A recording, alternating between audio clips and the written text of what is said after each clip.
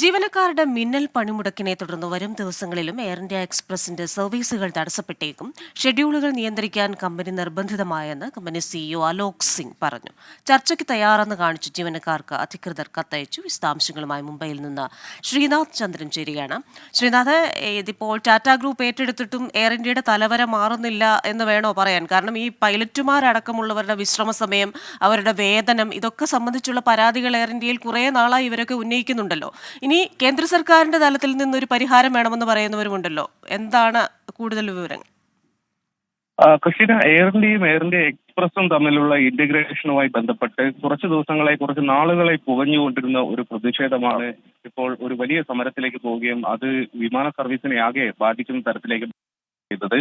ഒരു ദിവസം കൊണ്ട് അവസാനിക്കുന്ന ഒരു പ്രതിസന്ധി അല്ല എന്നതാണ് ഇപ്പോൾ അലോക് സിംഗ്, എയർ ഇന്ത്യ എക്സ്പ്രസിന്റെ സിഇഒ, ജീവനക്കാർക്ക് അയച്ച ഇമെയിലിൽ വ്യക്തമാക്കുന്നത്. നിലവിലെ സാഹചര്യത്തിൽ വരും ദിവസങ്ങളിലും നിയന്ത്രിത സർവീസുകൾ മാത്രമേ നടത്താൻ വേണ്ടി കഴിയൂ എന്ന് അദ്ദേഹം പറയുന്നുണ്ട്. അതിനുള്ള പ്രധാനപ്പെട്ട കാരണം ഈ മുതിർന്ന ക്യാബിൻ ക്രൂ, അതായത് എയർ ഇന്ത്യയുടെ വളർച്ച മുഴുവനായും കണ്ടിട്ടുള്ള ആളുകൾ എന്നതാണ് അലോക് ശർമ്മ അവരെ വിശേഷിപ്പിക്കുന്നത്. ഈ ആളുകളാണ് ഈ തരത്തിൽ പ്രതിഷേധത്തിലേക്ക് പോയത്. അതുകൊണ്ടാണ് ഈ സാഹചര്യം ഇത്രയും ഗുരുതരമായി മാറുന്നത്.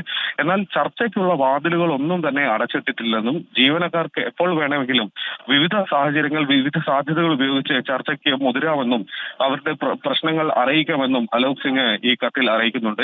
ഏതായാലും എയർ ഇന്ത്യയുടെ കുറിപ്പ് കൂടി ഈ ഘട്ടത്തിൽ വന്നിട്ടുണ്ട്. അതിൽ പറയുന്നത് ഈ പ്രതിസന്ധി തുടരുന്ന സാഹചര്യത്തിൽ യാത്രയ്ക്ക് പദ്ധതിയിട്ട ആളുകളൊക്കെ തന്നെ, എയർ ഇന്ത്യയിൽ ടിക്കറ്റ് ബുക്ക് ചെയ്തവരൊക്കെ 3 മണിക്കൂർ മുമ്പ് ഈ സർവീസ് ഉണ്ടോ അല്ല അത് റദ്ദാക്കിയെന്ന കാര്യമൊക്കെ തന്നെ അന്വേഷിച്ച്, അതായത് എയർ ഇന്ത്യയുടെ വെബ്സൈറ്റിലോ അല്ലെങ്കിൽ എയർ ഇന്ത്യ നൽകിയ ഒരു നമ്പറുണ്ട്, ചാറ്റ് ബോട്ട്, ആ ചാറ്റ് ബോട്ട് നമ്പറിലോ പരിശോധിച്ചതിന് ശേഷം മാത്രമേ യാത്രയ്ക്ക് ഒരുങ്ങാവൂ എന്ന എയർ ഇന്ത്യയുടെ വാർത്താക്കുറിപ്പും ഇപ്പോൾ വന്നിട്ടുണ്ട്. കൃഷിന.